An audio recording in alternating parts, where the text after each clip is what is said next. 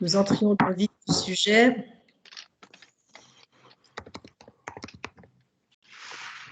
Mesdames, Messieurs, bonjour, merci d'être au rendez-vous Clusis 5 à 7 de ce mois de septembre. On a le plaisir de vous retrouver après la période estivale. Nous espérons que vous avez tous pu en profiter. Et puis ce soir, nous démarrons avec un sujet qui nous paraissait judicieux, important, connecté à l'actualité, c'est-à-dire la confiance digitale, quelle maturité numérique pour les collectivités publiques. Pour rappel, en date du 2 mars de cette année, nous avions déjà organisé un événement sur le même sujet, plutôt les cyberattaques, où nous nous étions plutôt focalisés sur la commune de Bussigny. On aura d'ailleurs aujourd'hui le plaisir d'accueillir à nouveau Madame Bissa qui nous donnera sa vision entre le 2 mars et aujourd'hui sur ce qui a bougé, ce qui s'est motivé, ce qui a été changé dans les différentes communes du canton de Vaud. Je salue également nos orateurs. Je laisserai Rémi Tso, le vice-président du comité du Clusis, les présenter. Je tiens encore à remercier nos sponsors, remercier nos membres pour votre fidélité, votre présence lors de chacun de nos événements. On est très heureux de vous retrouver. Sans plus attendre, je donne la parole à Rémi pour qu'il puisse présenter nos orateurs. J'aurai le plaisir de vous retrouver au terme de l'événement. Belle soirée, à tout à l'heure. Merci. Merci Madame la Présidente. Je vous propose de faire un petit tour de table effectivement pour que les différents intervenants puissent se présenter. Je commencerai par Madame Claudine Vissa, si elle veut bien débuter ce petit tour de présentation syndic de Bussigny. Merci. Merci, bonsoir à tous. Je suis donc la syndic de Bussigny, la présidente de l'Union des communes vaudoises. Je suis aussi membre de l'Association des communes suisses. Ces deux associations sont préoccupées par la question de la sécurité informatique et c'est à ce titre que je m'exprimerai. Merci beaucoup Madame Vissa. Je vous propose de passer la parole à Léonard. Merci Rémi, bonsoir à toutes et à tous. Léonard Eveco, directeur adjoint de la région Valais-Romand. À ce titre, nous intervenons dans les 59 communes du canton, de la partie vraiment du canton, que je vais présenter tout à l'heure. On a un petit problème avec ton son, Léonard. Alors quelqu'un a son micro ouvert. Je pense que quelqu'un a son micro ouvert, oui.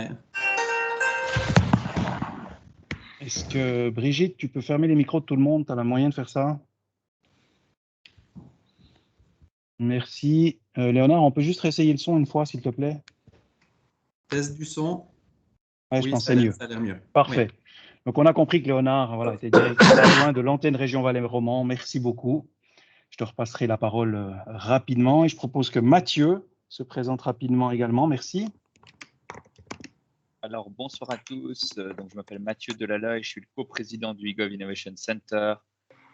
Je suis heureux de reparticiper à de vos événements du Clusis et je travaille également comme chercheur spécialisé dans la partie cyberadministration et e-government au sein de la HESSO Valais-Valis.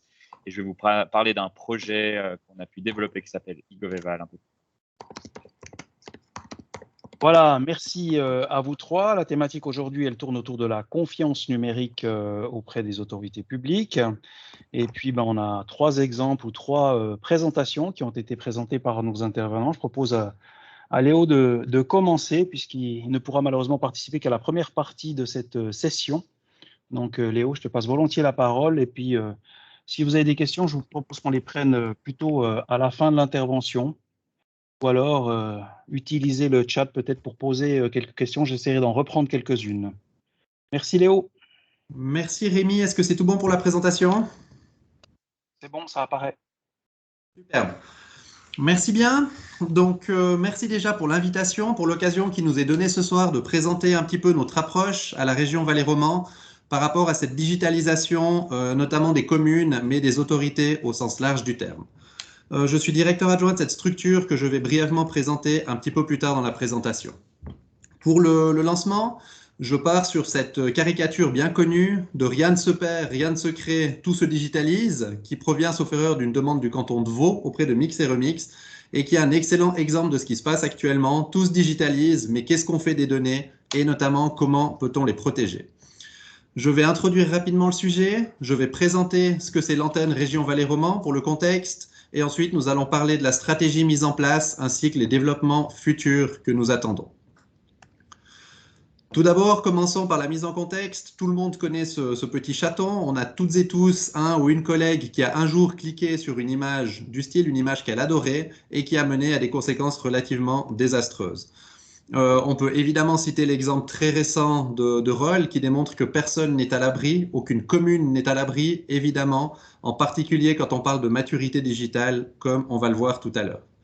Ce qu'il ne faut pas oublier, peut-être un point important à soulever ici, c'est que les communes ne sont pas seulement garantes de données. L'exemple de Roll, il y a eu évidemment énormément de données perdues, partagées sur le Darknet, mais il faut également être conscient que les communes sont également responsables d'infrastructures physiques.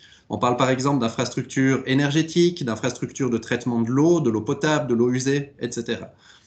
J'ai illustré ici avec le projet Aurora qui doit dater, sauf erreur, de 2007, qui avait été fait aux États-Unis, pour rappeler qu'avec un seul fichier, de la taille plus ou moins de l'image du joli chaton, on pouvait vraiment faire imploser des systèmes physiques, en l'occurrence désynchroniser des générateurs industriels sur cette petite image.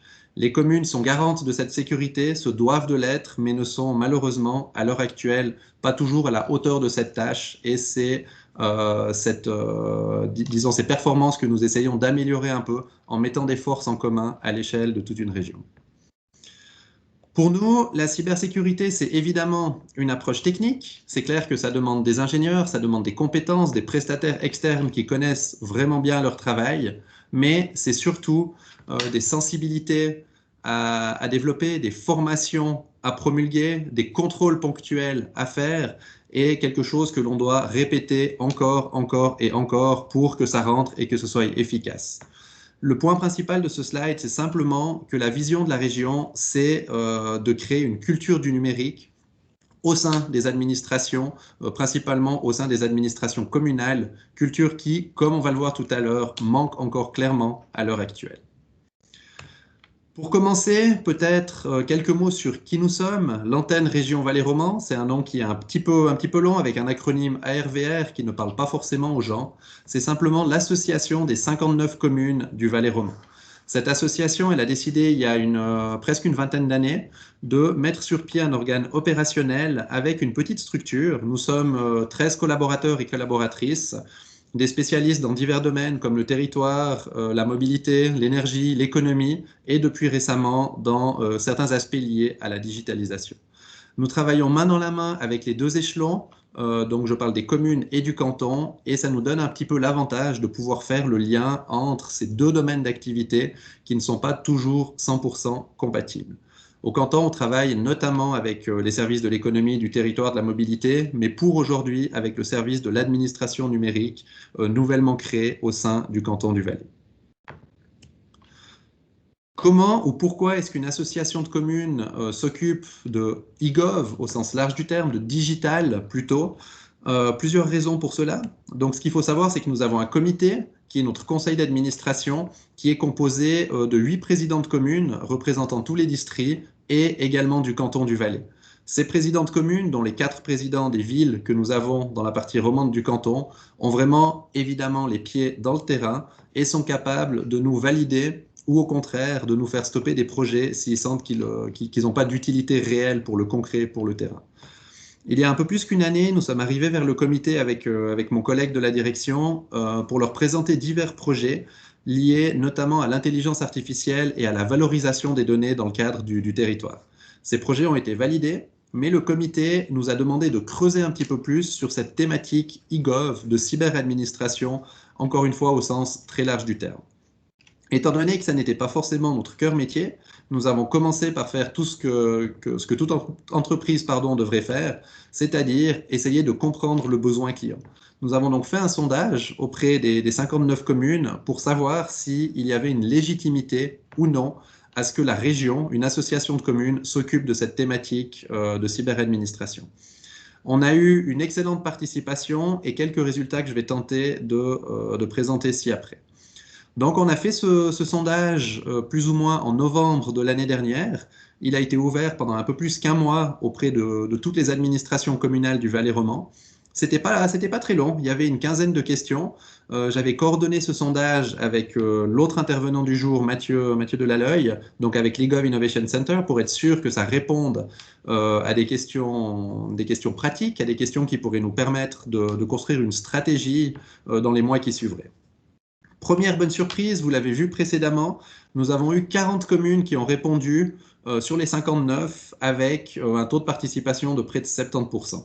Je ne suis pas spécialiste dans les sondages online, mais je crois pouvoir affirmer qu'un taux de 70% de participation est un signe d'intérêt certain pour une thématique. Donc ça, c'était notre premier enseignement. Il y avait une forte motivation des communes. Deuxième enseignement, il y avait une grande hétérogénéité des réponses, même au sein d'une même commune. Pour plusieurs communes, on avait par exemple le président et le secrétaire municipal qui répondaient, ou la responsable du service administratif et un conseiller communal. Et c'était très intéressant de voir que des réponses étaient parfois complètement opposées. Certaines personnes au sein de la même administration, encore une fois, jugeaient qu'ils étaient extrêmement en avance dans la digitalisation, alors que leurs collègues jugeaient qu'ils étaient extrêmement en retard. Donc ça nous a donné un premier indice de montrer qu'il y avait une forte méconnaissance du champ des possibles au sein même des administrations. La preuve suivante a été l'auto-évaluation. On va le voir tout à l'heure dans 2 slides, qui ont été bonnes, trop bonnes par rapport à la réalité du terrain qu'on peut observer. Quelques résultats, je ne vais évidemment pas passer tous les résultats, certains sont encore conservés en interne et certains n'auraient peu de sens dans cette présentation, mais un ou deux points qui étaient intéressants, c'était par exemple sur les ressources internes-externes. On voit qu'on a 19 communes qui ont répondu n'avoir aucune ressource interne ni mandataire spécifique externe pour l'intégralité de leurs tâches numériques. Le pourcentage est extrêmement élevé. 50% des communes, évidemment certaines communes ont 200, 300, 400 habitants, sont des petites communes, mais n'ont aucune ressource à l'heure actuelle pour traiter ces données. Sur le bas du slide, on peut voir que le 40% des répondants n'ont aucune ressource interne, mais se reposent intégralement sur des mandataires externes, ce qui peut notamment poser certains problèmes en termes de cybersécurité, s'il n'y a pas quelqu'un qui peut rabâcher encore et encore les bonnes procédures, les bonnes habitudes. En termes d'actions planifiées, c'est aussi intéressant de voir que pour seulement 23% des communes, le digital est un travail en cours, est un axe prioritaire et qu'il est déjà planifié ou plus précisément budgétisé. 8%, donc presque 10% des répondants n'ont simplement aucune action concrète qui est prévue par manque de ressources financières, mais très souvent simplement de ressources humaines. Donc, ce qu'on peut voir, c'est que cette culture du numérique n'est pas encore implémentée au sein des administrations, mais qu'elles ont vraiment besoin d'un petit nudge, d'un petit boost pour avancer dans cette thématique. Les auto-évaluations maintenant, quelque chose qui est très intéressant, c'est qu'on a effectivement 12 communes sur les 32 qui ont répondu à cette question qui s'auto-attribuent une note entre 6 et 9 sur 10, donc de bon à excellent par rapport à toutes les évaluations précédentes où elles affirmaient qu'elles n'avaient aucune valorisation des données, qu'il n'y avait pas de protection des données spécifiques, qu'il n'y avait pas d'investissement particulier prévu ces 4 prochaines années. Et malgré tout ça, il y a des notes qui étaient à 6, 7, 8, 9 sur 10. Donc encore une fois, démontrant que la connaissance du champ des possibles ou la conscience de leur maturité digitale n'est pas encore au rendez-vous. Je ne vais pas m'étaler sur le sujet, c'est Mathieu qui va prendre la suite par rapport à ça. Donc, ils ont effectivement développé cet outil d'auto-évaluation pour permettre aux communes d'évaluer leur maturité numérique. La première conclusion, le premier enseignement de notre sondage, c'est que cet outil pourrait s'avérer très utile, ne serait-ce que pour prendre conscience du niveau actuel de digitalisation. Qu'est-ce que ce sondage nous a appris à nous, à la région? Il nous a permis de développer certains enseignements et de développer une stratégie qui était régionale. Cette stratégie, quels étaient ses piliers, ses fondements? Il y en a plusieurs, j'en ai mis simplement 3. Le besoin d'avoir une approche orientée client. C'est tout bête, mais c'est quelque chose qui est fondamental et qui est malheureusement trop peu perçu à l'heure actuelle dans les administrations. Il faut qu'on puisse rester pragmatique et éviter d'arriver avec une solution universelle qui est toute faite et qui va pour tout le monde, mais qui au final ne va pour personne. Une vision commune, on se rend compte de la multiplicité des acteurs, que ce soit au sein des communes ou au sein des services cantonaux, et on a vraiment besoin d'avoir une vision commune afin que tout le monde tire à la même corde, en particulier en termes de compatibilité des données, des formats, des sauvegardes, etc. Et finalement, il y a ce point qui était informer, former. On a vu que les communes n'avaient pas une mauvaise volonté, mais qu'elles manquaient simplement de connaissances sur la direction où faire le premier pas dans ce développement digital. Donc, il s'agit vraiment de faire connaître le champ des possibles, et ce, de manière évolutive et non pas au temps T, comme certaines personnes l'ont fait jusque-là. La stratégie eGov, elle est relativement simple. Vous allez presque me dire que ce n'est pas une stratégie tellement c'est simple, mais les premiers pas sont extrêmement importants à mettre en place. Il y a plusieurs objectifs très clairs. Le premier objectif, c'est de comprendre les besoins digitaux spécifiques des communes, d'approfondir les résultats du sondage, et ça, c'est en train d'être fait via plusieurs ateliers que je vais présenter tout à l'heure. Ensuite, on aimerait présenter, rédiger un guide digital pour les communes, encore une fois, non pas pour remplacer un prestataire privé, mais pour encourager les communes à faire le premier pas dans la bonne direction et à se diriger vers des prestataires pour faire le travail technique et les accompagner. Il y a la question d'un symposium du numérique. C'est plus, une fois encore, une information qu'on devrait donner, mais c'est une information qu'on doit donner sur des bases régulières. Donc là, un symposium, on parle d'un événement qui serait organisé avec le canton, les régions et toutes les communes, de manière à ce qu'on ait une vision égalitaire pour tout le monde et de partir sur des bonnes bases. Et finalement, évidemment, on n'a rien sans un petit coup de main, sans une coordination externe, donc de renforcer le centre de compétences digitales pour les communes à l'échelle de la région Valais-Romand. Le premier pas, c'est un pas qui est relativement concret, c'est simplement d'avoir une vision à travers différentes thématiques de tous les acteurs présents sur le territoire. Et pour ce faire, on a décidé de développer une série d'ateliers au nombre de 4. Le premier atelier qui a déjà eu lieu, que l'on a appelé appréhension des données, qu'il s'agissait vraiment de mettre les différents acteurs ensemble, de voir les problématiques et de voir comment on pouvait approfondir certaines thématiques plus en détail. Le deuxième atelier qui aura lieu dans un mois, qui est vraiment au niveau de la cyberadmin, donc gestion documentaire interne et des portails citoyens entreprises. Le troisième qui est plus l'atelier du jour pour cette présentation, qui sera au niveau des infrastructures physiques et de la cybersécurité. Et finalement, un aspect qui est fondamental, qui est l'aspect sociétal, non seulement au niveau des formations internes, mais aussi au niveau des formations externes, afin d'être certain de ne pas exclure des groupes complets de population du fonctionnement administratif ou de l'accès aux services publics. Le premier atelier, comme je l'ai dit, qui était au niveau de l'appréhension des données, une thématique un petit peu large, l'idée c'était vraiment de savoir où les communes se situaient par rapport à ce fameux cycle de vie des données. Les communes ne font pas que acquérir des documents et puis les détruire, elles doivent vraiment gérer ce cycle complet que vous connaissez certainement beaucoup mieux que moi, donc je ne vais pas vraiment insister dessus, mais c'est vraiment l'idée de donner envie aux communes d'avoir une vision qui est très transversale, y compris au niveau du stockage court terme et long terme, qui implique évidemment une certaine quantité de cybersécurité, ou plutôt une certaine qualité de cybersécurité tout au long de ce cycle. On le voit sur la droite du slide, c'est vraiment des choses qui sont très transversales.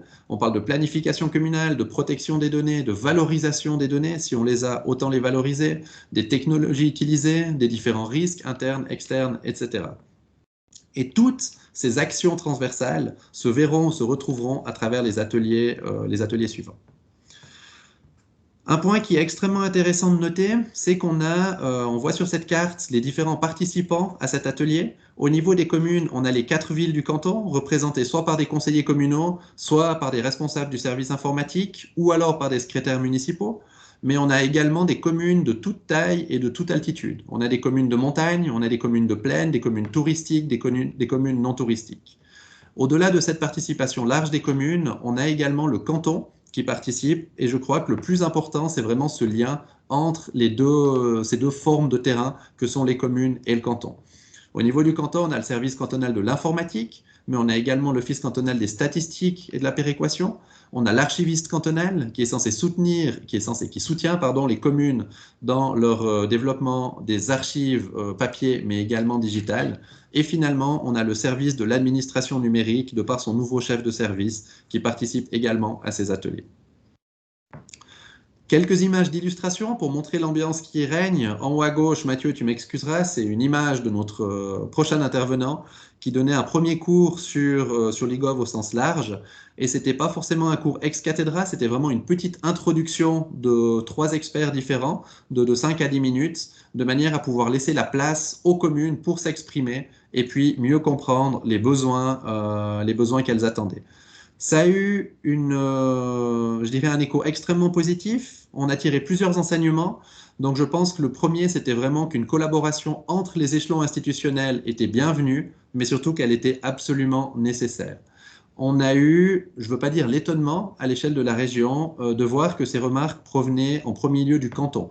Donc le service cantonal de l'informatique avait besoin d'être à l'écoute des différentes communes, mais des différents échelons au sein même des administrations communales, pas que des entités politiques, mais aussi des entités techniques et des entités administratives. Donc ça, c'est quelque chose qui a été positif. Tous les participants inscrits sont venus et tous ont demandé à pouvoir reparticiper aux ateliers suivants. Le besoin, il est très clair, je l'ai déjà évoqué précédemment, les communes ont besoin d'actions concrètes et priorisées pour soutenir leur développement digital. Encore une fois, la volonté est là, les ressources ne sont pas là. Et sans les ressources, une commune ne peut pas savoir où elle va faire le prochain pas, en particulier si elle n'arrive pas à s'auto-évaluer, qu'elle ne sait pas où elle se situe par rapport à la digitalisation, notamment par rapport à la gestion du risque de cybersécurité. Et finalement, sans surprise, l'enseignement qui est revenu maintes et maintes fois dans les ateliers, c'est encore une fois cette culture du numérique qui manque. On a des communes qui utilisent encore des machines à écrire. Alors vous me direz que pour la cybersécurité, c'est assez optimal. Bonne chance pour hacker une machine à écrire. Je crois que c'est faisable. Et au niveau de la formation, on a vraiment une attente qui est très forte. Une commune ne pouvant pas organiser une formation pour elle-même, il y a cette cohérence de faire cela à l'échelle de la région et de pouvoir partager ces enseignements avec toutes les communes, grandes ou petites. Quand on parle on parle de formation présentielle pour certains personnels, les dirigeants, les présidents, des conseillers, des secrétaires municipaux, etc. Mais on a également ce besoin de développer des formations qui peuvent être faites in situ par les employés, par tout le pôle administratif, peut-être avec des tablettes mises à disposition, peut-être avec des exercices pratiques en termes de cybersécurité, etc. Quelque chose qui est encore relativement lacunaire à l'heure actuelle. Qu'est-ce qui va se passer pour la suite de la gouvernance numérique? Donc la gouvernance numérique, comme je l'ai dit, c'est quelque chose de très large et de très transversal, mais des enseignements qu'on a tirés jusque-là, c'est extrêmement important de consolider ces collaborations. Donc par collaboration, j'entends non seulement les communes entre elles, peut-être via les régions socio-économiques que nous représentons, les communes avec le canton avec lui-même, de consolider les relations qu'il a à l'interne entre ses services, que tout le monde ait la même vision, que des données soient centralisées, qu'elles soient sécurisées de manière optimale, non pas service par service, mais potentiellement pour l'entier de l'administration. Et finalement, de profiter des institutions que nous avons à disposition. J'ai cité notamment la HESSO, les PFL, etc. J'inclus également les partenaires, les prestataires privés, qui sont une force considérable à avoir dans ce processus. Mais encore une fois, d'avoir des prestataires privés n'empêche pas d'avoir cette vision d'ensemble, cette vision commune avec tous les différents acteurs publics. Je crois que c'est le pas le plus important que nous avons réussi à faire jusque-là à l'échelle du Valais roman. Et j'ose inclure le Haut-Valais, étant donné que notre homologue, la région du Haut-Valais, le RWO, fait quelque chose de similaire à l'échelle du Haut-Valais. Et nous sommes constamment en contact, ces deux régions, avec le canton, pour travailler main dans la main avec cette vision qui soit commune. Au-delà de ces différents aspects e-gov, cyberadministration et cybersécurité, je pense qu'il est aussi important de préciser ou de citer deux autres projets qui sont en cours à la région et qui touchent aux données. On a vraiment constaté que les communes ne valorisaient que très peu les données statistiques qu'elles avaient à disposition. Ça sort un petit peu du cadre de la cybersécurité, donc du talk du jour, mais je pense que c'est important de le préciser. Dans le sondage, on a un 0% des communes qui nous ont affirmé utiliser des technologies actuellement maîtrisées, devrais-je dire, telles que le machine learning ou l'artificial intelligence au sens large, pour valoriser ces données, faire des modèles de planification stratégique, faire des modèles de projection démographique, territoriale, etc. À l'échelle de la région, on a donc engagé une ressource capable de traiter ces informations pour soutenir les communes dans leurs différentes visions. Au-delà de ça, on a également un autre projet qui s'appelle Smarter pour territoire intelligent et qui permet d'accéder à différentes mesures territoriales qui sont déjà planifiées afin de les coupler avec des données statistiques du territoire et de pouvoir anticiper des mesures à faire, de pouvoir suivre des mesures qui sont en cours de réalisation et de garder un contrôle, je dirais, administratif sur l'entièreté des mesures qui sont faites. Ce type d'outil peut également être appliqué à la cybersécurité ou au cyber au sens large du terme, de manière à ce que les politiques aient un cockpit d'aide à la décision. Et c'est vraiment une demande qui a émané du premier atelier.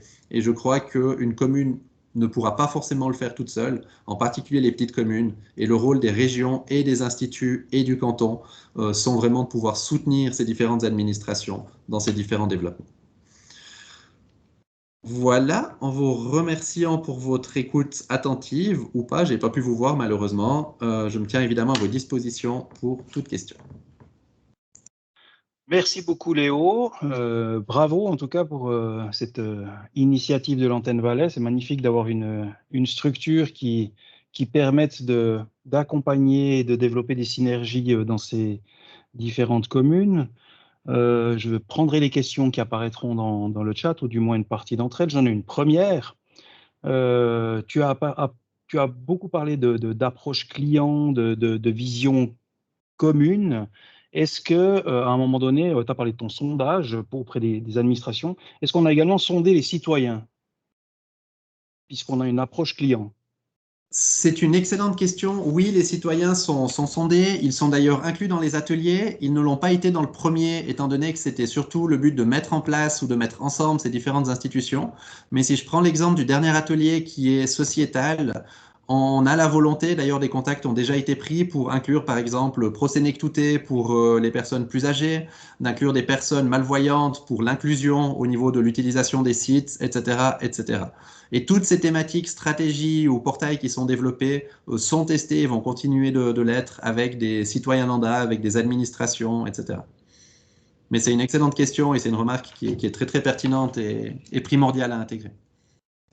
Merci beaucoup. On a une question qui porte sur le questionnaire d'auto-évaluation. Je propose qu'on la prenne dans le pitch tout à l'heure de Mathieu, puisque c'est lui qui traite de la question du questionnaire. Tu as parlé de confiance, tu as parlé de sécurité, et je n'ai pas entendu parler, ou alors du moins ça ne m'a pas marqué, la question de la transparence. Est-ce que ce n'est pas la transparence un moyen d'établir la confiance? De quelle transparence? Transparence des données, des processus? Transparence, effectivement, des données, transparence des processus, transparence au niveau des transactions, qui accède à quelles données, à quel moment, pourquoi. Ce genre d'approche, est-ce que ça a été également envisagé?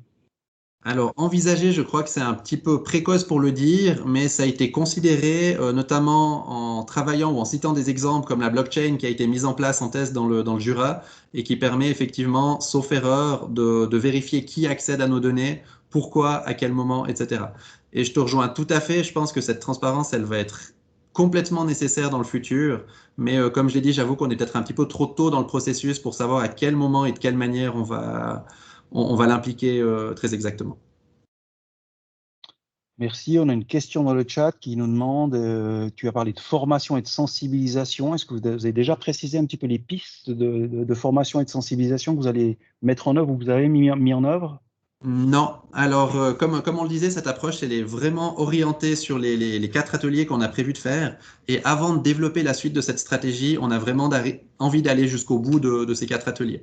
Donc on a évidemment des pistes, on sait déjà plus ou moins comment on va le faire. J'ai parlé avant de différents niveaux d'instruction. On a très clairement des formations qui devront se tenir en présentiel pour sensibiliser certains dirigeants, certains membres de l'administration. Et on aura également besoin de faire du in situ pour permettre à tout un chacun de pouvoir se former.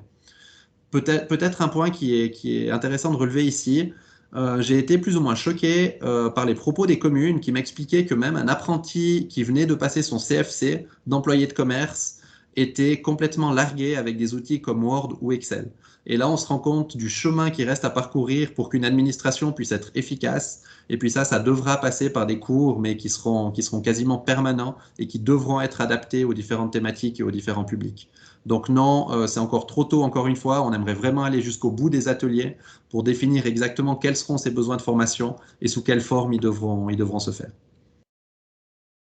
Merci. Je prends encore la question de M. Djebali, à qui je demanderai de bien vouloir éteindre sa caméra de manière à ce qu'on laisse la priorité à nos différents intervenants, qui nous demande s'il y a une limite pour accéder à certaines données et qui donnerait ces autorisations d'accéder à ces données. C'est des sujets que vous avez thématisés déjà? Alors, il y a des limites qui sont évidemment juridiques, principalement. À l'atelier numéro 1, nous avions la chance d'avoir l'ancienne préposée à la protection des données du canton de Genève, par exemple. Et effectivement, alors c'est évidemment trop large pour donner une réponse très précise ici, mais oui, il y a certaines données qui devront être accessibles, d'autres données qui resteront confidentielles. Et tout ça s'inscrit pour moi dans cette gestion du cycle de vie des données et cette gestion des accès. Qui a le droit d'accéder à qui et surtout qu'est-ce qu'on a le droit ou qu'est-ce qu'on doit donner en tant qu'autorité aux citoyens qui vont nous le réclamer. Merci. J'ai encore une autre question. Moi qui ai la chance d'habiter dans ton beau Valais, est-ce que je vais pouvoir accéder en tant que citoyen à toutes mes prestations à peu près au même endroit ou est-ce que je vais avoir un accès pour ma commune avec une identité pour ma commune, une autre pour le canton et puis encore une troisième pour l'appartement que j'ai pas loué mais que je pourrais louer à Zermatt? Alors, très chanceux de pouvoir louer un appartement à Zermatt, très belle région. C'est pas le cas, c'est pas le cas. Ça pourrait être Non, le alors, cas. j'ai pas la prétention d'avoir une boule de cristal, mais effectivement, c'est une problématique qui est extrêmement pertinente que tu mets sur la table. Et je crois que le but principal de notre démarche, qui consiste à mettre ensemble les différents acteurs, c'est vraiment ça. C'est d'éviter qu'on ait 3 IID différentes, qu'on ait 4 systèmes différents, qu'on ait 6 portails citoyens pour le club de foot, la commune, le canton, etc. Et c'est vraiment les prochains ateliers, tu l'as vu par exemple, le prochain qui sera lié au portail, on va proposer différents scénarios avec par exemple un portail développé par le canton, un portail développé par une association de communes, un portail qui est développé par d'autres cantons, tu as cité le Jura en introduction à la séance, etc. Puis on va vraiment mettre sur la table ces différentes options et puis on va tester la sensibilité des acteurs à développer ces solutions communes, avec évidemment la vision et l'envie qu'on puisse arriver à une solution qui fonctionne pour tout le monde, qui permette peut-être de multiples accès. On sait qu'il y a plusieurs types d'IID qui existent actuellement, mais l'idée, c'est vraiment de rendre compatibles au maximum ces différents systèmes. Encore une fois, et j'insiste là-dessus sans avoir de boule de cristal, on connaît tous les difficultés politiques de le faire, on connaît les difficultés d'ego, les problèmes techniques. Les problèmes techniques peuvent être surmontés, mais les problèmes de personnes prendront encore beaucoup d'énergie. Et puis, c'est vraiment là-dessus qu'on s'oriente avec cette approche main dans la main des différents partenaires. Très bien, je te remercie.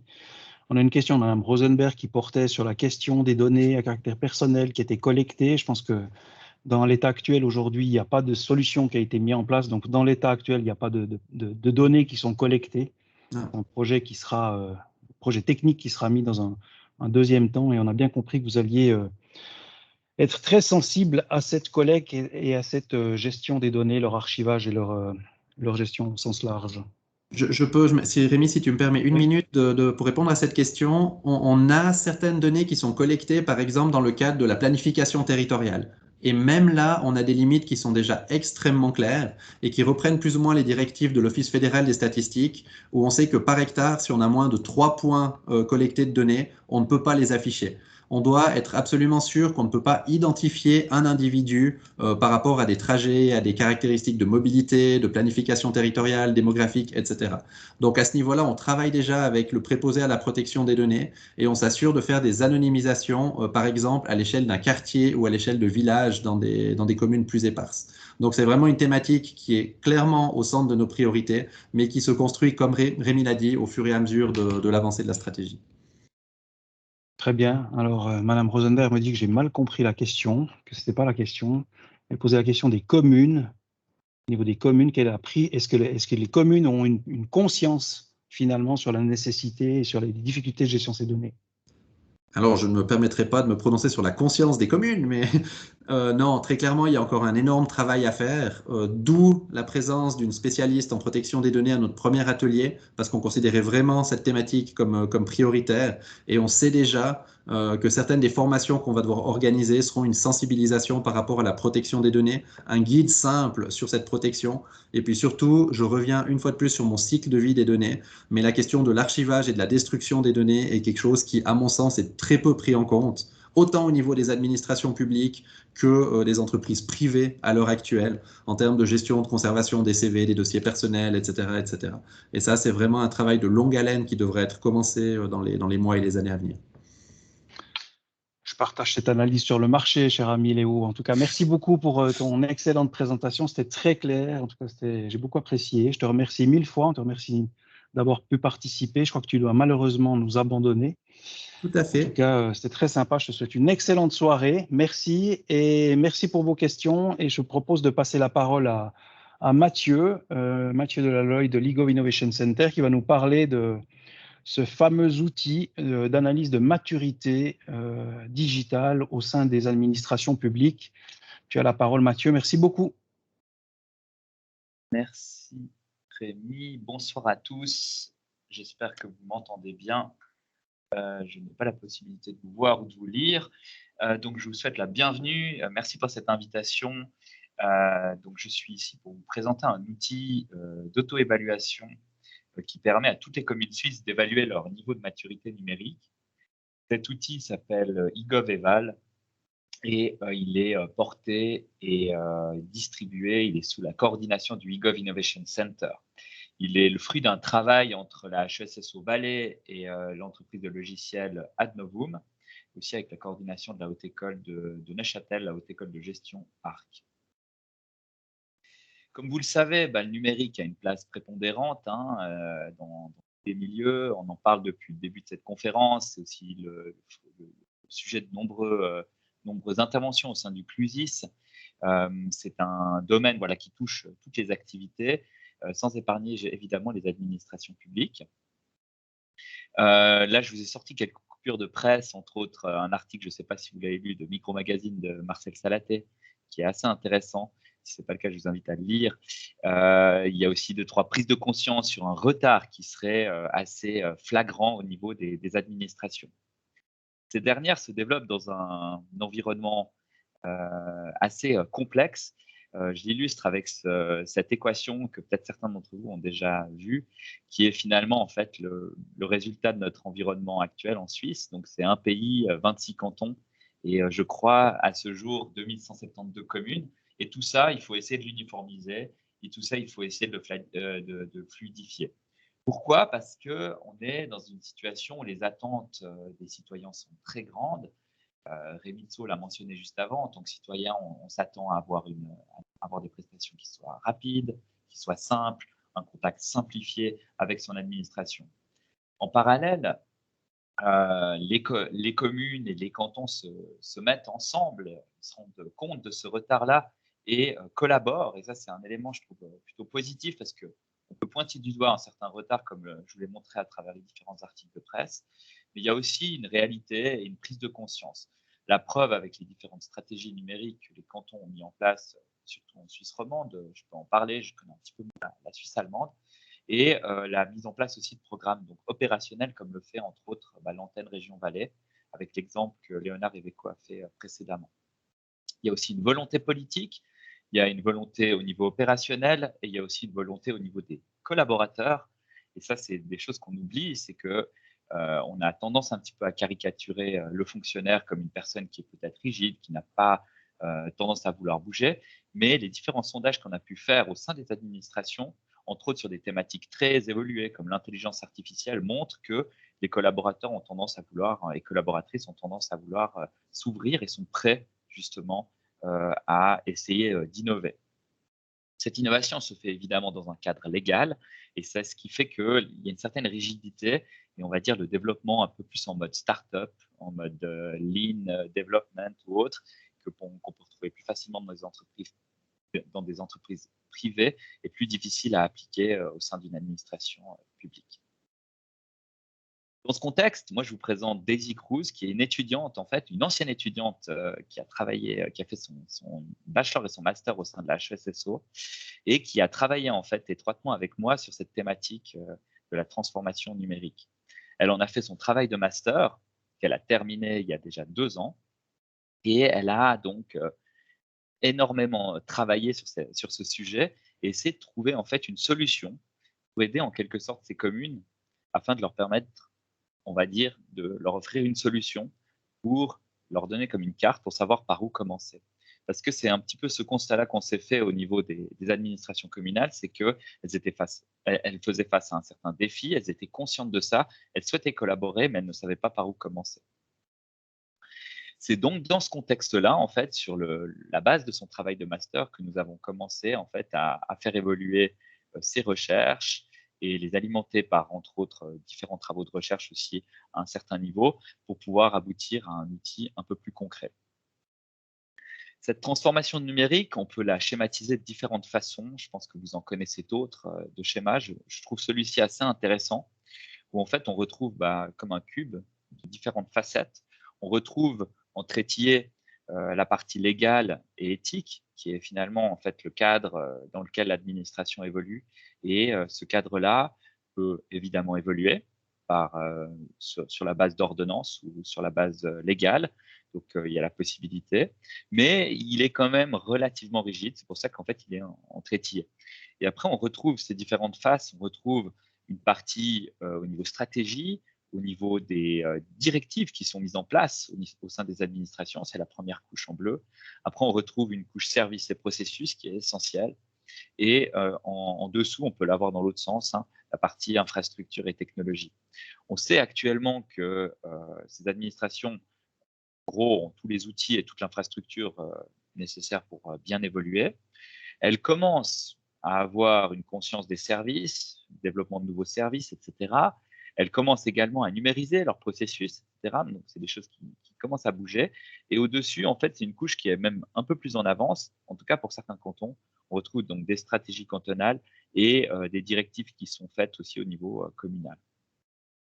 Et après, sur les deux autres faces, on retrouve en vert, c'est une partie de change management qui est, on va dire, relativement malléable, qui est sur lequel on peut travailler. Et après, il y a la partie à droite, la partie culture. Elle est en rose parce que, voilà, s'il y a des aspects qui peuvent être un petit peu plus bloquants, on connaît tous la résistance au changement. Et il y a des impacts qui se font, voilà, au sein de ce cube, à l'extérieur et à l'intérieur. Et après, on retrouve à l'extérieur des aspects qui sont politiques, des aspects sociétaux et évidemment des aspects économiques.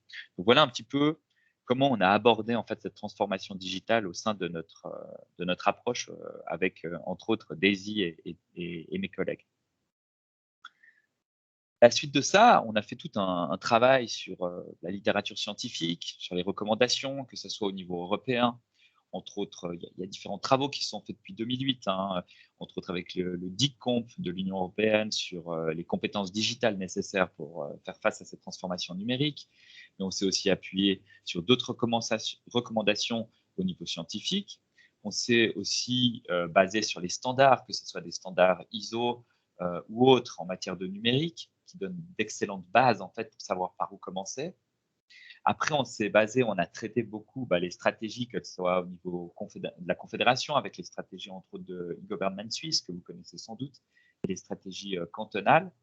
Et après, on a fait une série d'entretiens en fait avec les collaborateurs, les cadres dans les administrations publiques et les citoyens pour comprendre un peu quels étaient les éléments qu'ils attendaient quand on parle de numérique.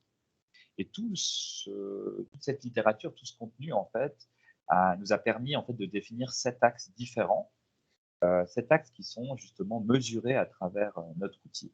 Et on retrouve de gauche à droite, il n'y a pas d'importance en tant que telle entre ces axes, parce que tous ces axes sont importants.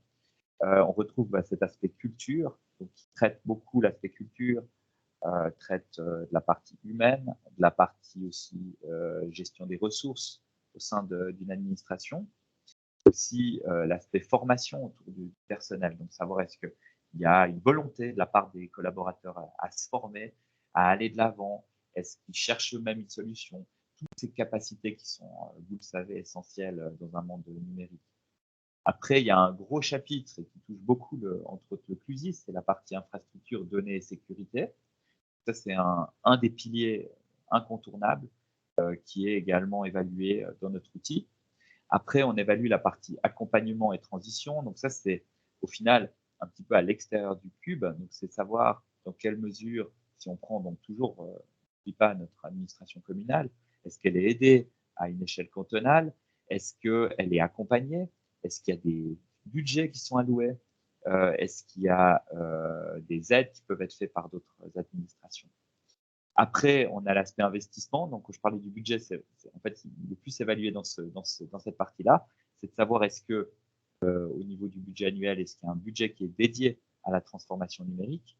Comme on le sait souvent, et c'est un petit peu une des recommandations qu'on fait au niveau scientifique, c'est qu'on demande en fait à un service d'innover, de se transformer. et ça demande des nouvelles compétences, c'est des nouveaux métiers. Et en fait, tout ça, c'est en fait une charge qui est supplémentaire. Et en fait, on peut difficilement demander à une personne qui faisait toujours le métier de la même façon d'innover en continuant à faire la même activité. Donc, en fait, c'est important de pouvoir allouer des ressources, allouer des EPT et définir un budget auparavant. Et après, les trois derniers axes qui sont essentiels, il y a la partie processus, donc cartographie. Est-ce que vous savez pourquoi vous faites cette tâche? Est-ce que cette tâche est-ce qu'elle a été identifiée et dessinée sur une chaîne de valeur? Donc ça, c'est des éléments hyper importants. Et pour finir, la partie citoyen. Donc dans la partie citoyen, on englobe toute la partie service, contact, communication auprès du citoyen. Et la dernière partie, la partie service électronique, qui est plus liée justement là on va dire à la partie émergée de l'iceberg, qui est le guichet électronique. Donc voilà un petit peu les 7 axes qu'on avait dû définir. C'est pas simple de toujours pouvoir mettre en fait ces différentes recommandations qu'on retrouve dans la littérature, dans les standards, dans les stratégies, à travers les entretiens, dans des cases. Ces différents axes, ils sont donc évalués à travers un outil qui s'appelle eGovEval, qui est gratuit et qui est disponible à tout le monde en ligne, egoveval.ch, et qui permet en fait à tout un chacun de pouvoir évaluer la maturité numérique de son administration. Cette évaluation, elle peut se faire tout autant par un politique, un élu par exemple, qui souhaite juste connaître un petit peu les recommandations, développer sa sensibilité, connaître quelques nouveaux éléments pour aussi peut-être éventuellement étoffer son portefeuille d'arguments lors d'un débat autour du numérique. Ça peut être quelque chose qui peut être fait. Il peut être aussi utilisé, et c'est ce qu'on le souhaite le plus, c'est donc par une personne qui a plus une vision transversale de l'administration et qui a une position de cadre. Donc, il peut après insuffler en fait ses recommandations, que ce soit au niveau opérationnel ou stratégique. Ou ça peut être aussi utilisé par des collaborateurs ou collaboratrices dans les administrations qui ont des missions X ou Y et qui souhaitent en fait s'informer et savoir un petit peu quel est l'état de l'art en fait en termes de numérique au sein des administrations. Cette évaluation, elle se fait, on retrouve les différentes thématiques. Donc, c'est un questionnaire. Vous avez une série de questions à répondre avec des questions qui sont fermées. Vous êtes un petit peu forcé à donner une réponse. C'est pas toujours simple. On a volontairement enlevé le pas d'avis parce qu'on s'est dit on essaie plutôt de forcer les gens à répondre. C'était tout un débat, on va dire même éthique et déontologique en termes scientifiques. Est-ce qu'on peut forcer une personne à répondre ou pas? On a pris ce pli-là, mais voilà, c'est pour essayer de donner une réponse la plus précise possible. Et en répondant, vous retrouvez en fait après, comme on l'a souvent dans ces outils d'analyse, ces différents axes qui sont évalués. Et ce qui est surtout intéressant, c'est ce que vous avez sur la droite ici. Vous allez avoir une note en fait de A à E avec un certain nombre de points et des recommandations qui vous sont données. Et ce que vous n'avez pas sur la capture d'écran ici, c'est parce qu'elle est juste en dessous normalement, c'est qu'en fait, vous allez avoir aussi votre niveau actuel et en fait, on va vous donner la possibilité aussi de pouvoir connaître quel est le niveau au-dessus et comment y arriver. Donc, en fait, il y a des recommandations qui sont faites et qui permettent de savoir en fait comment passer d'un niveau A au niveau B, etc. Donc voilà, moi je vous invite à l'essayer. C'est un outil qui est gratuit. Aucune donnée est stockée. Ça, c'est une chose importante. On ne fait pas de benchmark, pas de statistiques autour de ce questionnaire. Donc chaque commune, elle est vraiment invitée à répondre de la façon la plus honnête possible. On ne cherchait surtout pas en fait à vouloir comparer les communes entre elles afin d'éviter qu'elles se surévaluent parce que notre outil, il a une vocation, c'est vraiment de permettre à la commune de savoir par où commencer, connaître les priorités, avoir peut-être quelques mots-clés pour pouvoir après les partager à un fournisseur de solutions, les partager peut-être à une entité plus large, que ce soit une association de communes ou une fédération comme l'antenne région Valais. Cette évaluation, elle se fait aussi d'un point de vue scientifique. Donc, les niveaux qui sont fournis, ce pas des niveaux qui sont inventés comme ça sur le coin d'une table. Donc, on s'est basé sur le CMMI de Maturity Level. C'est 5 niveaux, en fait, qui va du niveau basique au niveau le plus élevé qu'on a traduit en capacité d'innovation, gestion du changement, amélioration. C'est ces 5 niveaux-là que vous allez en fait retrouver au sein de votre outil. Cet outil, brièvement, il est porté par le eGov Innovation Center, qui est un acteur neutre, qui pousse justement et qui essaie de favoriser l'innovation dans le secteur des administrations publiques. C'est aussi le point de référence pour toutes les questions liées à la cyberadministration en Suisse romande. C'est une association à but non lucratif et elle regroupe les différents cantons romans et elle est portée par les hautes écoles qui sont justement garantes de la neutralité. On y retrouve aussi des entreprises privées et c'est ce qui fait la force de cette association, c'est le partenariat public-privé et académique qui permet justement de renforcer l'innovation. Ça fait un petit peu le parallèle au triangle que Léonard Eveco a montré auparavant. Donc voilà, en tout cas, on reste toujours à disposition aussi pour conseiller, pour recommander, pour aider, pour mettre en réseau. Et ça, c'est des choses qui sont essentielles. Et je pense que c'est vraiment une chose importante à faire, que ce soit au niveau humain et aussi au niveau organisationnel, de vouloir tisser des ponts. Donc, je pourrais vous en dire un petit peu plus sur nos propositions, sur qu'est-ce qu'on fait, etc. Mais une chose qui est assez intéressante, c'est nos différentes réalisations et surtout aussi nos événements. Et je pense que c'est là qu'on a la possibilité de se rencontrer et de discuter. Et je peux citer le eGov Symposium Roman qui a lieu une fois par année et qui regroupe, c'est vraiment la grosse messe autour du numérique au niveau des administrations publiques et qui a lieu cette année début octobre en ligne. Durant une matinée. Et sinon, on a toute une série de workshops qu'on appelle eGov Workshops qui sont destinés plutôt à des experts qui réunissent environ une trentaine de personnes. C'est 2 à 4 fois par année et c'est lié justement à des thématiques bien précises que ça va tout autant de la cybersécurité au voice bot, à la protection des données, etc. Et pour finir, le citoyen, on l'oublie pas parce que c'est quand même l'administration, elle est là pour le citoyen, c'est pas l'administration qui se crée elle-même et le citoyen il est intégré à travers des meet-ups, donc c'est des rencontres citoyennes et là ça a aussi lieu 2 à 4 fois par année sur différentes thématiques. La dernière c'était sur la protection des données. Donc voilà, je vous remercie en tout cas pour votre attention et je me tiens à disposition pour vos éventuelles questions. Merci beaucoup Mathieu pour cette présentation et pour l'initiative de cet outil. Je vais reprendre une question qu'on a eue tout à l'heure dans l'exposé précédent.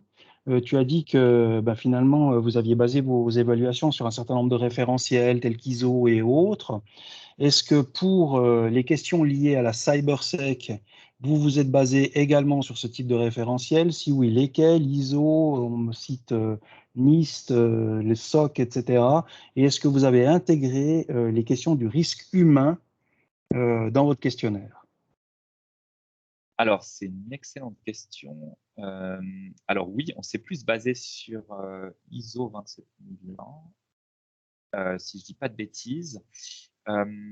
Alors, en fait, les recommandations, c'est assez intéressant parce que les standards sont quand même assez loin dans les recommandations et on a dû en quelque sorte un petit peu épurer. Donc, si ici on a des spécialistes de la cybersécurité, et j'en suis sûr, ils vont peut-être trouver un petit peu léger en quelque sorte l'évaluation qui est faite à travers cet outil.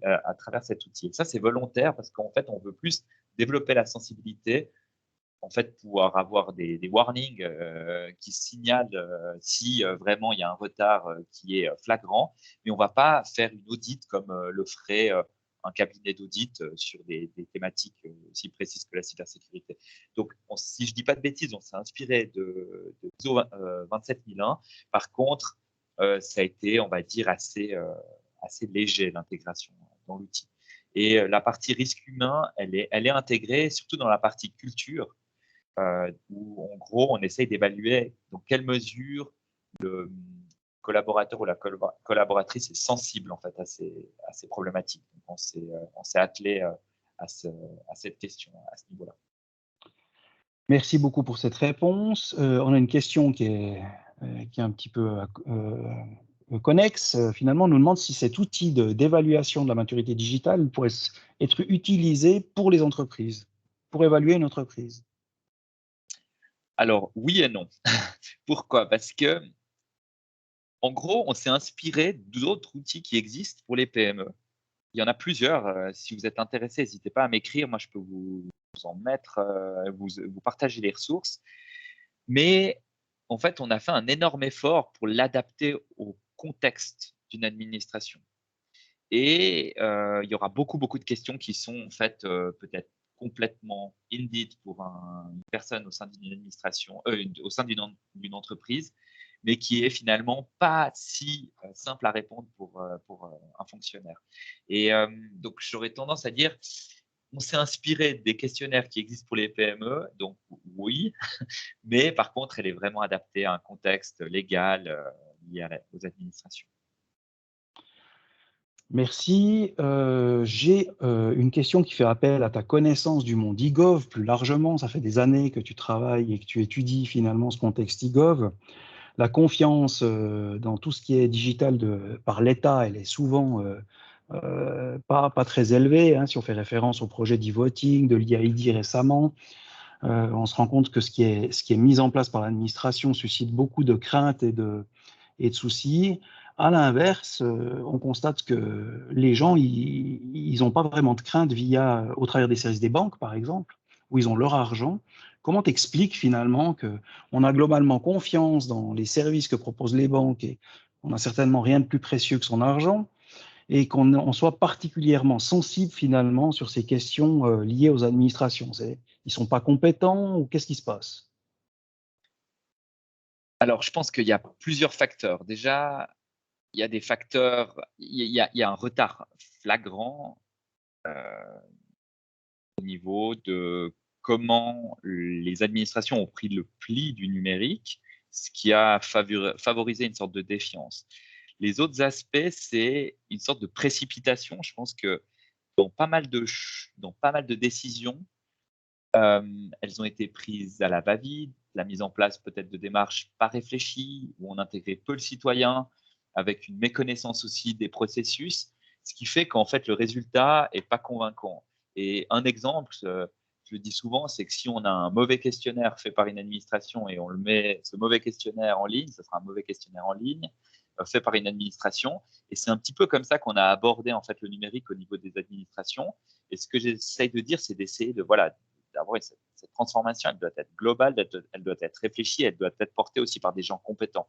Et quand j'entends quelqu'un comme Léonard Eveco qui parle de cycle de vie des données, ce qui veut dire réfléchir à son archivage, à son stockage, à son analyse, qui peut le traiter, etc., on commence en fait à avoir une vision globale du processus, parce que c'est pas juste la mise en place d'une base de données FileMaker, hein, et c'est comme ça qu'on va aussi renforcer en fait cette confiance auprès des citoyens. Et après, tu l'as mentionné juste auparavant, la partie de la transparence, et je pense que ça, c'est un point essentiel, c'est qu'il y a une certaine opacité, en fait, des investissements qui sont faits finalement par les contribuables. Et là-dessus, il y a un gros travail à faire pour justement mettre en avant les compétences, mettre en avant le savoir, mettre en avant la sécurité. Et c'est comme ça qu'on va pouvoir regagner en quelque sorte la confiance des administrés. Après, par rapport aux banques, c'est un exemple aussi. Si on compare, c'est aussi d'autres niveaux. Hein, je ne connais pas extrêmement bien, mais les échos que j'ai, c'est des investissements qui sont depuis les années 90. Hein. Il y a des systèmes qui sont vieillissants, mais il y a quand même une réflexion qui est faite. Et c'est des moyens qui sont quand même relativement différents que ce qu'on a au sein des administrations publiques quand on pense aux défis face à cette transformation numérique. Merci. On nous pose une question sur l'outil d'auto-évaluation. On dit est-ce qu'il n'y a pas un risque que la collectivité se repose sur son auto-évaluation qui serait peu objective et indépendante et basée sur un questionnaire qui est déjà épuré? Alors, c'est une bonne question. Pour répondre à cette problématique-là, on va mettre en place des petits ateliers en fait pour pouvoir permettre aux gens de les guider en quelque sorte dans leur évaluation. Donc, il faut s'imaginer que l'évaluation, elle prend environ une vingtaine de minutes. Donc, on va pas pouvoir faire ça avec chacun, mais on va plutôt inviter en fait les communes à travers entre autres les associations et les fédérations de communes dans les différents cantons romans à des petits événements. Et en fait, lors de ces événements-là, on va communiquer en disant, bah voilà, faites cette évaluation plusieurs fois dans votre processus de transformation. Essayez aussi également de faire cette évaluation par plusieurs personnes, parce qu'éventuellement, peut-être que Marie va répondre d'une certaine façon, mais que le collaborateur ou son collègue ou son supérieur ou son stagiaire va répondre différemment, et essayer de comparer, de discuter et après de prioriser les tâches. Donc en fait, il ne faut surtout pas évidemment se reposer là-dessus et après essayer d'ouvrir les réflexions. Et un point qui me questionne maintenant, c'est vrai qu'on pourrait aussi, en fonction des thématiques, essayer de rediriger aussi les communes vers d'autres démarches. Je pense par exemple au label CyberSafe qui va faire une audit beaucoup plus poussée de l'aspect cybersécurité.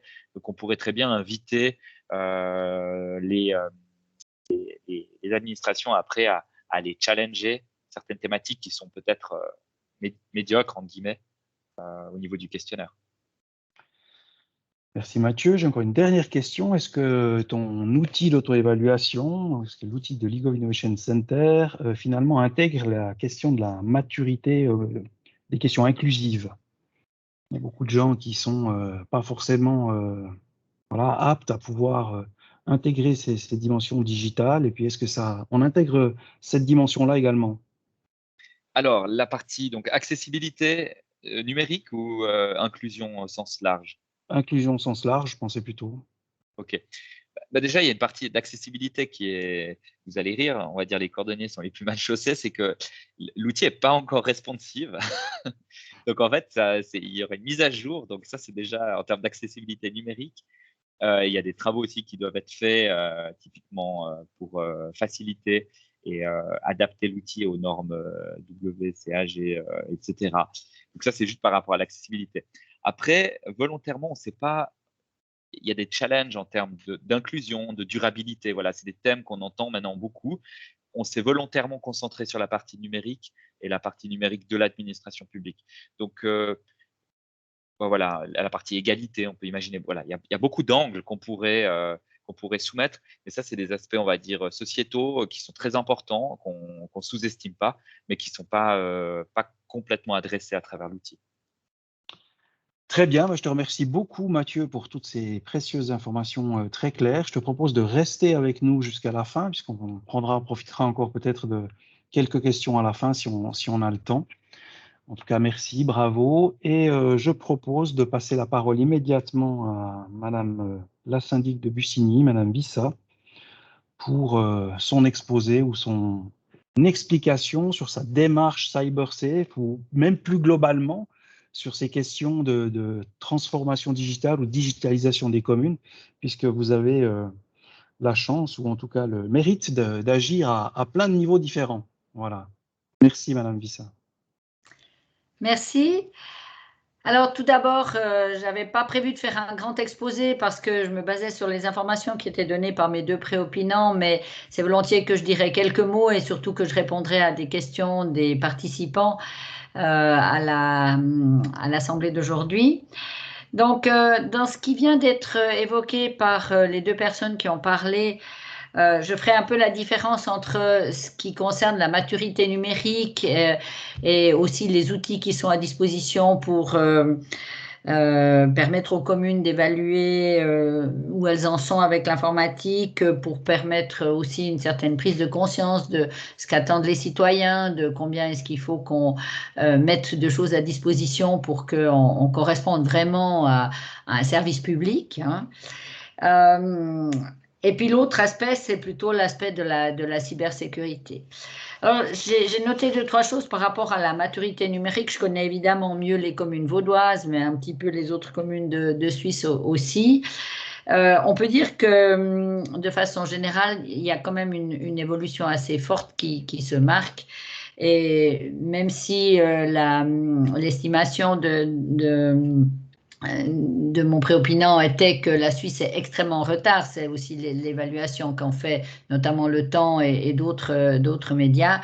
C'est certainement vrai, mais je pense qu'on est, en tout cas au niveau des communes, dans une assez bonne évolution.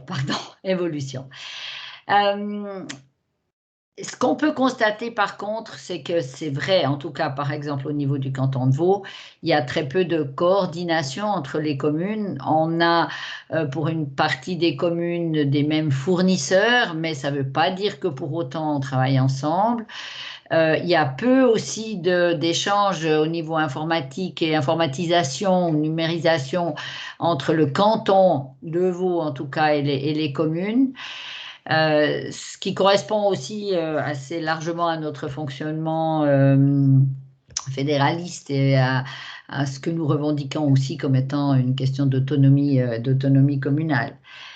J'y reviendrai peut-être après, ce qui représente peut-être aussi un risque un peu moins important en termes de cybercriminalité, parce que le fait que ce soit un peu clusterisé, enfin chacun pour soi, comme ça, fait que peut-être une attaque comme celle de Rolle se limite à la commune de Rolle et ne s'étend pas par des petites portes ou des petites fenêtres à l'ensemble des communes vaudoises.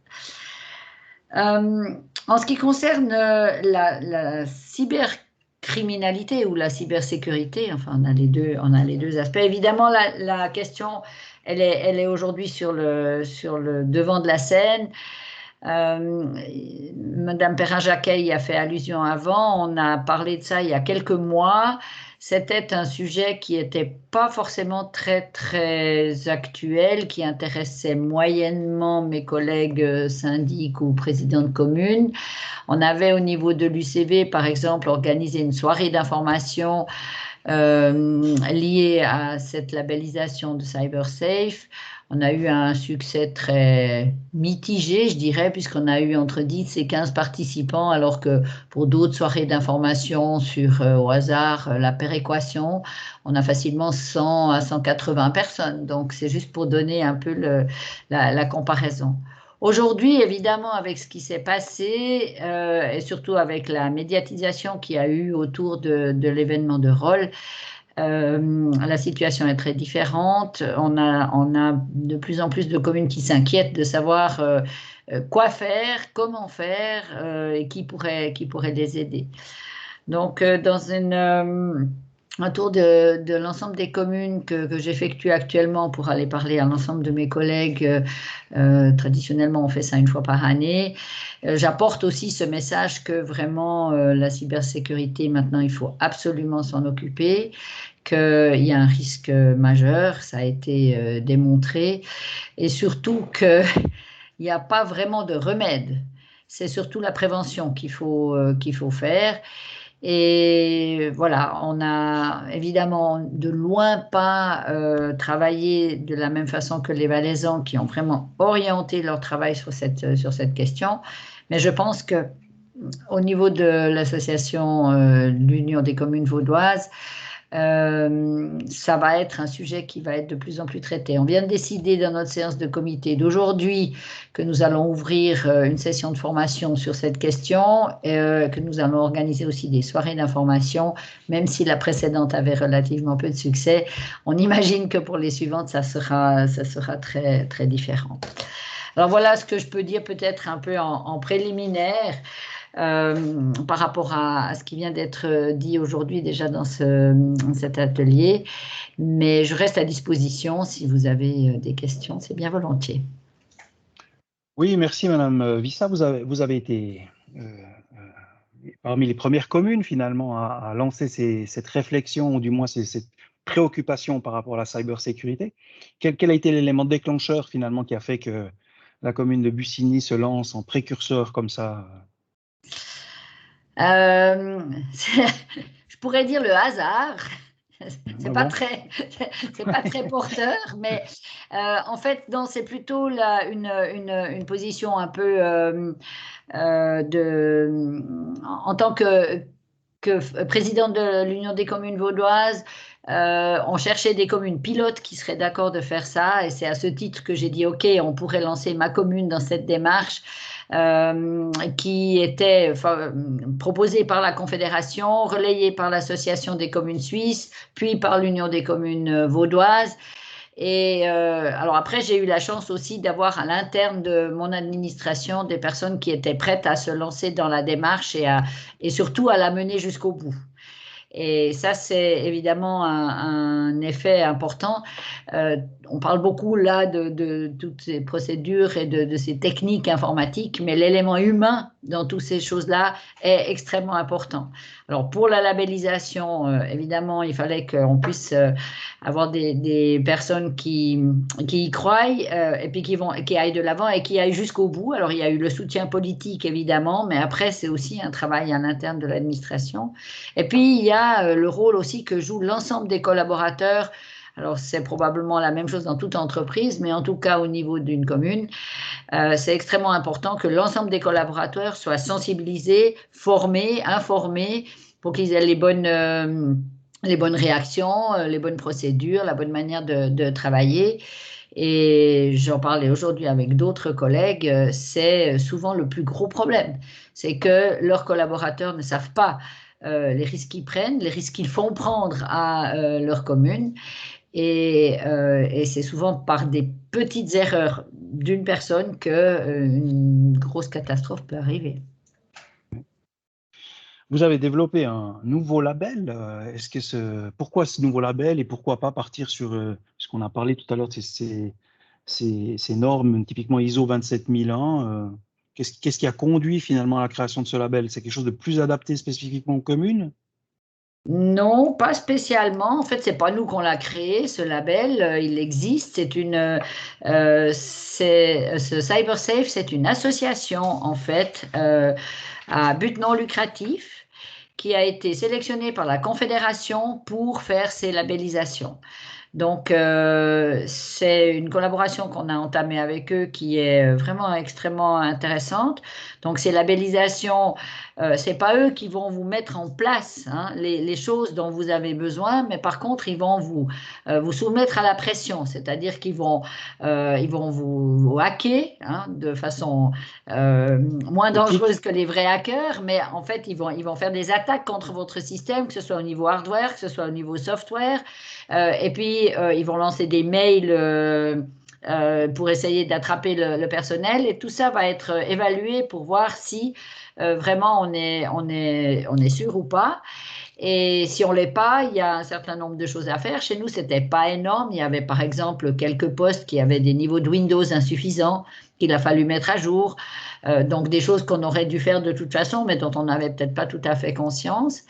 Et puis une fois que vous avez le label, ces tests et ces attaques continuent. Donc, ils continuent à vous mettre sous pression jusqu'à la labellisation suivante. C'est comme les ISO et compagnie. Tous les 2 ans ou 3 ans, il faut refaire le label. Mais dans l'intervalle, ils ne vous lâchent pas. Et donc, ça permet aussi de garder le niveau, si on veut bien, puisque on sait bien que les voleurs sont toujours plus malins et les hackers sont aussi plus malins que les informaticiens qui essayent de les combattre. Donc, de ce côté-là, c'est extrêmement intéressant.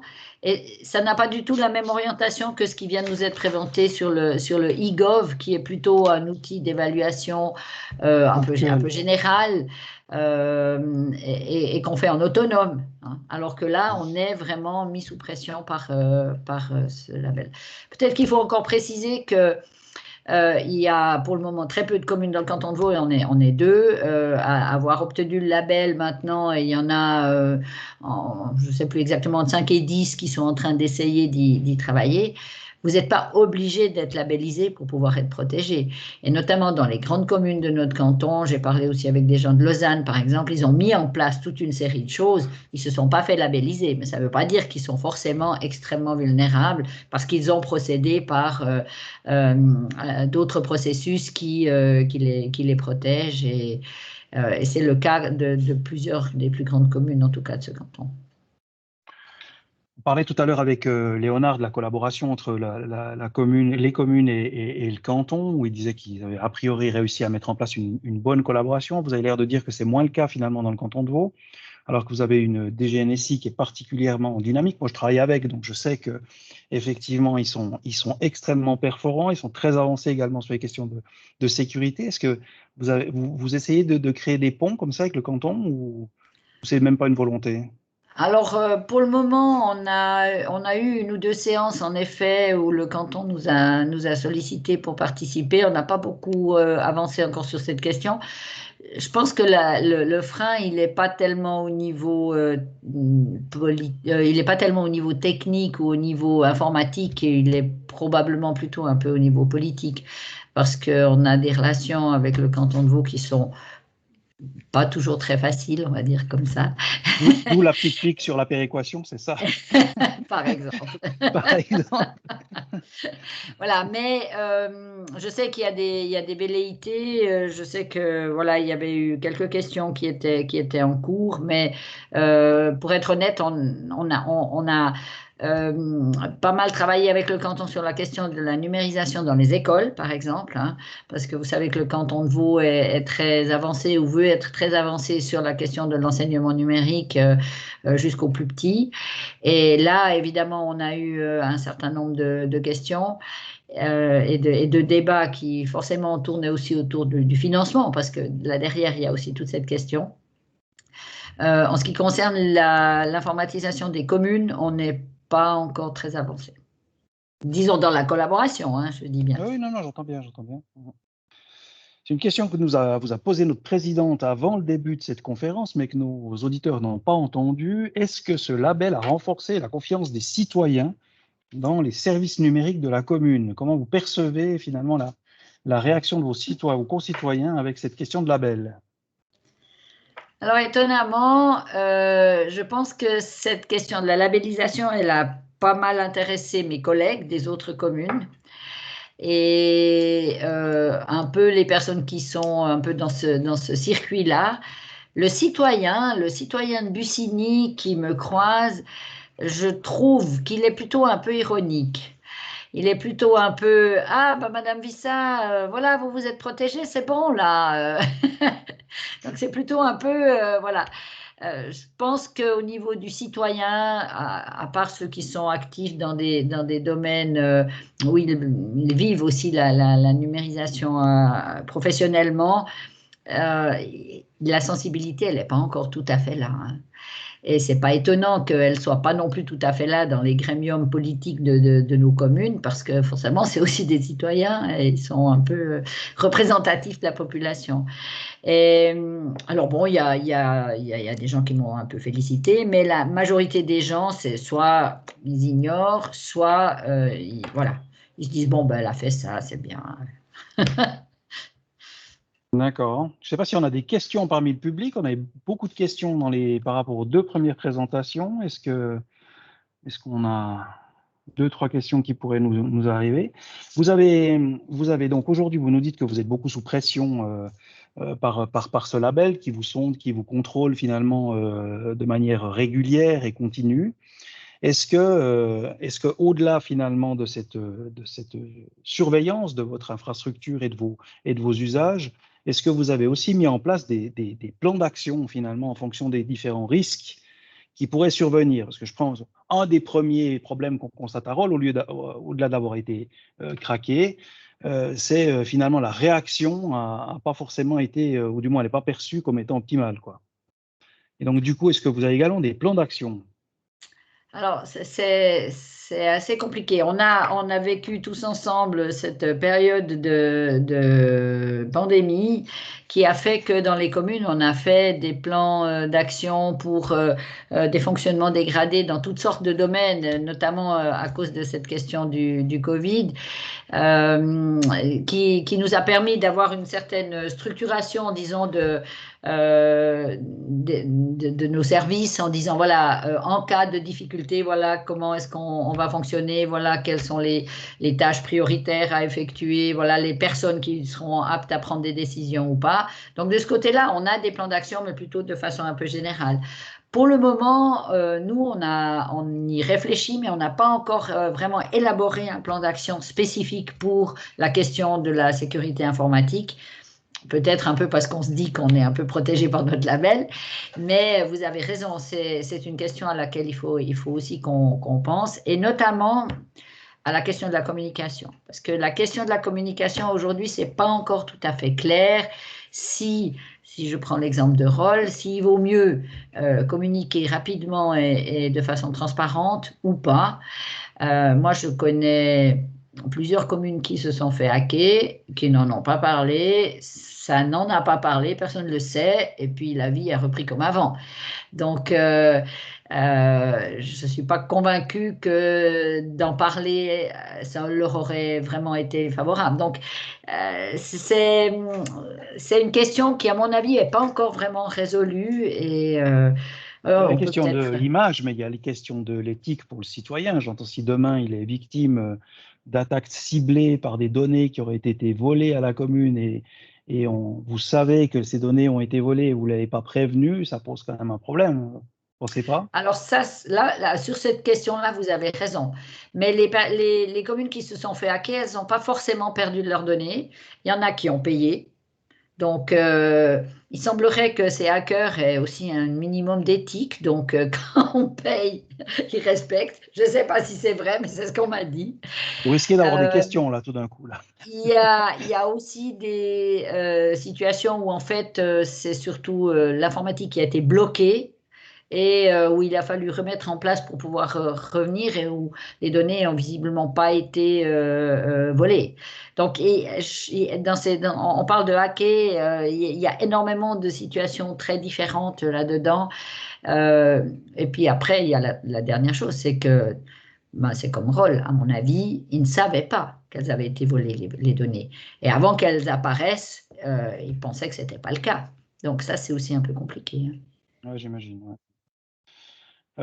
Vous l'avez un petit moment évoqué, vous avez des partenaires technologiques qui ne sont pas très très nombreux, notamment pour tous les systèmes de gestion que vous utilisez dans les communes. Est-ce que vous les associez là aujourd'hui dans ces questions, dans ce label, dans ces tests, dans ces pressions? Comment ils sont associés? Alors en effet, au niveau du label, ça se passe souvent par le prestataire informatique. Parce qu'en fait, c'est le prestataire qui peut se faire labelliser. C'est surtout le cas pour les plus petites communes hein, qui délèguent à un prestataire externe. On l'a vu dans la statistique du Valais. Hein. Il y a beaucoup de communes qui ont des intervenants externes ou carrément un prestataire qui s'occupe de toute leur informatique. Donc, c'est souvent celui-là qui se fait labelliser et par le biais du label du prestataire, ensuite, vous pouvez faire le label aussi de la commune, voire ça ne serait même pas nécessaire pour une toute petite commune parce qu'en fait, tout est fait du côté du prestataire. Et ça, on sait que c'est des choses qui sont en cours aussi chez certains de ces prestataires informatiques. Ouais. D'accord, merci. J'invite peut-être Mathieu à nous rejoindre et notre présidente, Madame Perrin-Jacquet, qui auront peut-être, en tout cas, est-ce que Madame Perrin-Jacquet a peut-être déjà une question à poser, puisque je ne vois pas d'autres questions dans le fil de conversation.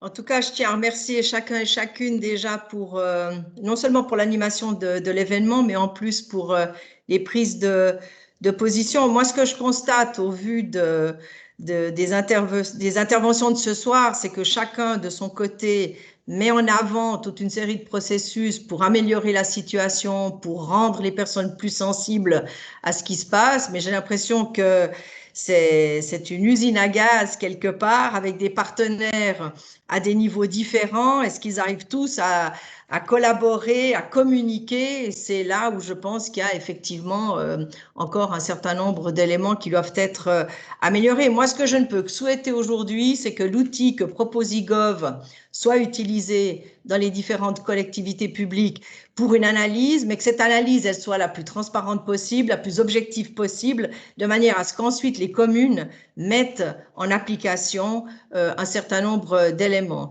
Ça a été évoqué ou dans l'événement de ce soir ou lorsque nous l'avons préparé, c'est qu'il s'agit de voir maintenant dans les communes en particulier, mais dans les cantons aussi, est-ce que chaque entité concernée possède en son sein le spécialiste ou les spécialistes IT, oui, je vois les sourcils qui montent, qui doivent aider en fait le politique à avancer sur ce sujet. Parce que je pense que c'est un domaine qui est tellement particulier, tellement spécifique, qui va tellement vite que j'ai le sentiment qu'on peut difficilement demander à nos autorités politiques, qui restent encore des autorités pour nombre d'entre elles de milices, de se spécialiser dans ce domaine-là.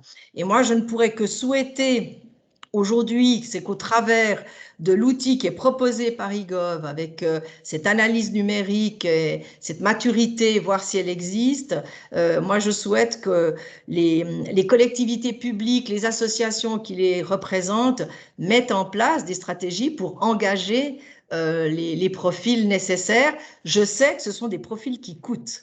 Alors là, non seulement le profil recherché coûte, mais en plus, ce qui devrait être mis en application dans les communes, là aussi, ça va générer des lignes budgétaires relativement importantes, mais je crois que c'est le seul moyen d'y arriver parce qu'autrement, on va continuer, je dirais, de courir après les hackers qui, à chaque fois, mettront en ligne les informations et la protection des données de chaque citoyen risque d'en prendre un sale coup. Voilà, moi, ça, c'est l'analyse que je fais aujourd'hui. Pour nous, l'événement Clusis que nous avions organisé le 2 mars, plus celui d'aujourd'hui, sont vraiment là pour sensibiliser les collectivités publiques et leurs représentants à mettre en place ce qui s'avère indispensable.